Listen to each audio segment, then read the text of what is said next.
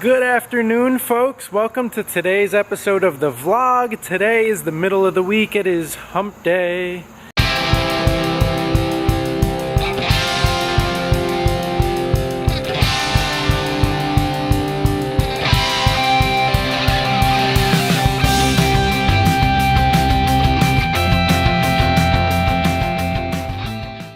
That is right. Today is Wednesday. I am walking outside right now to greet the three little Gonz boys. Everyone just got home from school. Mikey just got off the bus.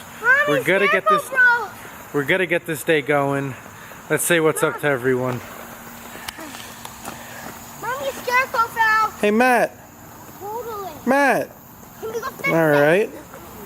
Maybe he'll say hi. Hello. Hello. Of course he will. What's up, Mama Gonz? How are you? Mikey, you dropped your sweatshirt. Uh-oh. Sweatshirt down. Bad boy. So yeah, like I said, we're just getting our day going here. I hope you're all having a wonderful day. And if you're not having a wonderful day, it's never too late to turn it around. Check out this guy. Super strong Spider-Man. Yeah. I am wet. I got you webbed. Whoa, easy there, kid. Maniac.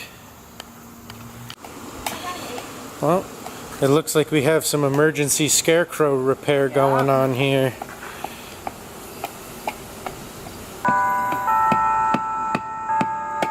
And of course, I'm filming, so the bells are ringing. You're good. Get the dirt stuff. No. Put them back in there. There we go. Our scarecrow girlfriend is good. Oh! As good as new. Alright, let's figure out what we're gonna do. Hey guys. Sorry. So, just wanted to go pop a few sour Skittles in before checking in with you guys on the vlog today, and use some mouthwash, freshen up before I left the house. Figured, you know, I was safe. That was like half an hour ago. Yuck. Vile. Sour Skittles, mouthwash. It wasn't good. So, anyway, I'm good now, composed. So we are running some errands. Had to come up to Middletown. Mikey boy, for a little while there, about 2 years ago, we had gotten him involved in violin lessons, and sorry, hang on, centrifugal force got the best of me there. Okay, so Mikey, violin lessons. Yes, so we started him on violin lessons with a childhood friend of mine, and he's a, child prodigy kind of kid. He's just good at pretty much whatever he does or tries. He did great. Loved them. However, now that, he is in a new school, they're going to be doing a music program through school eventually. So, kind of long story short, we decided that for now, he's not going to do the private violin lessons. So we have to come up here and return his violin that was a rental. So, long story short, that's what we're doing with our afternoon. Unfortunately, it's kind of yucky and overcast and raining. I was really hoping that maybe we could have done like a picnic dinner or something at the park tonight, but it wasn't gonna work out. So I'm kind of glad I didn't mention it to, the BOIS. You heard that.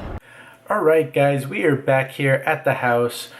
What a trip that ended up becoming. I ended up not even filming it, but the boys were doing what they do best, which is sometimes turning their ears off. So yeah, it kind of really got under my skin. By the time we got back in the car, I ended up boiling over and things got kind of nasty. So I figured now would probably be a good time to address the top 5 things we have learned as parents of 3 little boys under the age of 10.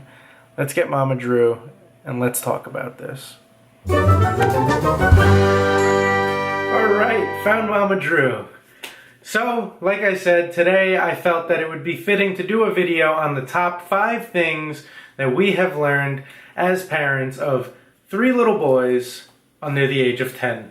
We'll start at number 5, that being kids will always find a way to get themselves into trouble.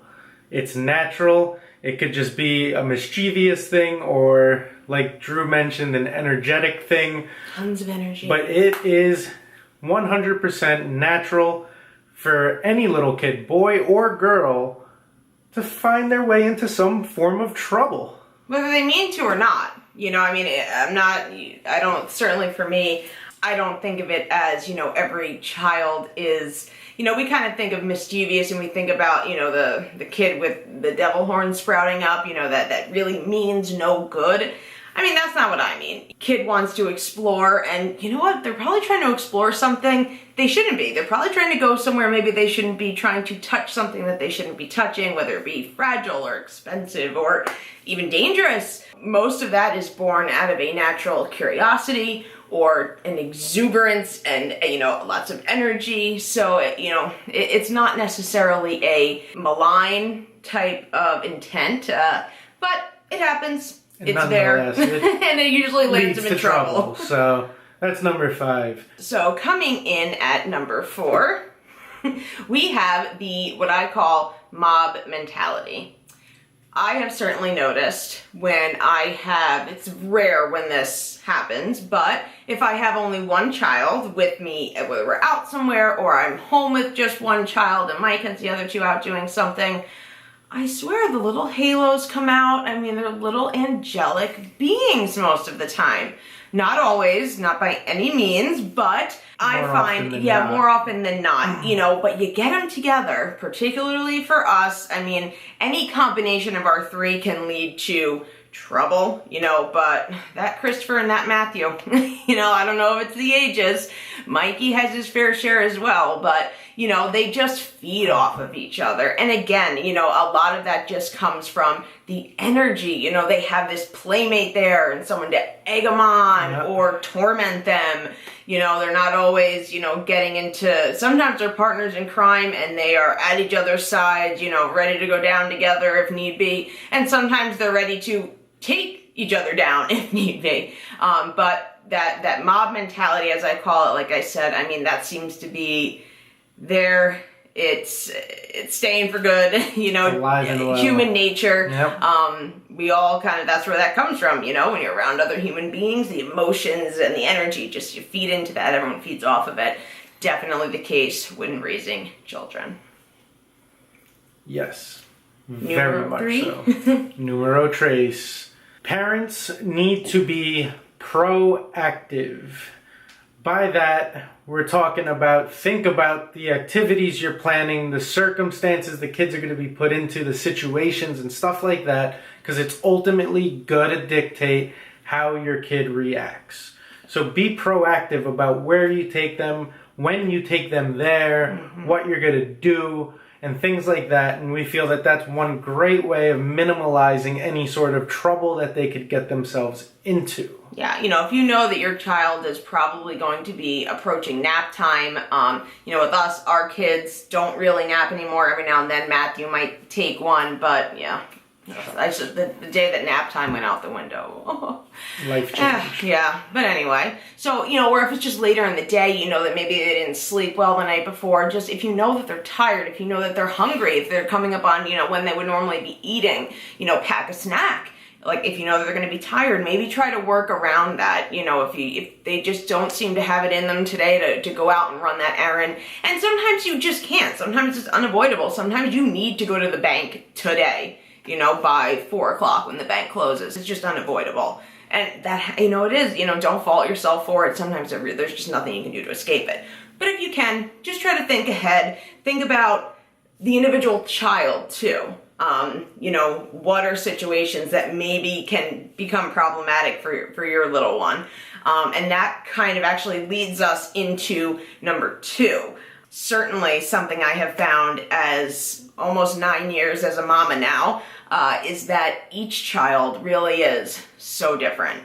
You know, you would think we have 3 boys, they're all from the same family, you know, their DNA is the closest to each other than anyone else on the planet, they're going to be very similar, right? wrong. Not really. No, I mean, yes, of course, there are similar personality traits in them that could be a function of nature or nurture, the fact that they're being raised by the same parents in the same household. But by and large, when it comes to discipline, the same methods and approaches don't work for every kid. Now, you have to be fair. I'm not saying that, you can be easier on one and tougher on another. That's not really what I'm saying. But like I said, the methods, the approaches, even kind of dabbling back into number 3, what ends up being problematic for your child or children. It could be different for each one of them. They're individuals. I mean, we all have things that aggravate us or irritate us or that we thrive on. So just really try to think about that. If you notice that, you maybe have one child that you kind of consider your problem child, I guess, the one that you're struggling with a little bit more, are you trying to use the same method or approach on that child as you are your other child? And if so, well, maybe it just works better for your other child and not for this one, and maybe that's just really unfair to the child. Try to think if there's a different way to approach it. I think that can be huge. It's probably one of the biggest lessons. That's why I landed at number 2, because it's definitely up there in terms of my experience as a mom of 3. You got to remember, they are their own little people. They have their own personalities. They have their own emotions. And what works for me isn't going to work for Drew, and that's not going to work for Chris, Mikey, or Matthew. No. So keep that in mind, and I feel that that's probably one of the biggest things that can make it a much easier process for day-to-day doing things, going out and being a positive family. Mm-hmm. Which will now lead us to numero uno. And this is more geared towards the parent than the child, because that's the most important. And it's, don't be a hypocrite. Practice what you preach. Be very cautious of what you say and how you react to things. This is something that I personally struggle with, where I tell the kids not to do something, but and then I lash out on them for it. And it's not beneficial to anyone. So don't be a hypocrite. Practice what you preach. Keep love at the forefront of everything, because any other way is just detrimental, and it's really not going to get you anywhere. Yeah, the way that you conduct yourself really does kind of go with that old, cliche of monkey see, monkey do. I mean, that comes from somewhere. It's true. Now, of course, there are certain things that you as the parent, the adult, the one that is supposed to be in charge anyway, can do that your child can't do, just by the nature of the fact that you are an adult. But we're talking about things like the way that you treat other people, the way that you conduct yourself, when you're out. If you don't, if you want to cultivate in your child personality, good manners, thoughtfulness towards others, they need to see that from you. Of course, speaking that to them and reinforcing it that way is a big part of it, but be sure that that is really going to be ingrained in them and cemented in who they are, because they're going to see you doing it. Yep. Actions speak louder than words, for sure. Yeah, and that's how they really learn it. What does that actually look like? Because sometimes, you kind of see, it's something that's fascinating to me to really see, in their eyes, you see your child's mind working and figuring things out. It's incredible. And as they get older, it never gets old, and it never ceases to amaze me, especially like Mikey is 8.5 now. I mean, just the things I see going on in there, it's a blessing. It's probably one of the greatest blessings of parenthood. But anyway, you really, you see they're really figuring this whole thing out. I mean, we're still figuring this whole thing out. I don't really know, I don't know what I'm doing most days, I mean, we're just kind of all trying to get through it. But they need to see that. They need to really learn those things from you. How do you be thoughtful? How do you be considerate? Well, it's how you conduct yourself. I mean, how do you treat the cashier at the store? How do you treat the cashier at the store when they make a mistake? How do you treat that person when that happens? Because that is going to be, if you treat that person, if you belittle them and demean them, and then you tell your child, well, everyone has feelings, be nice, share, don't be mean.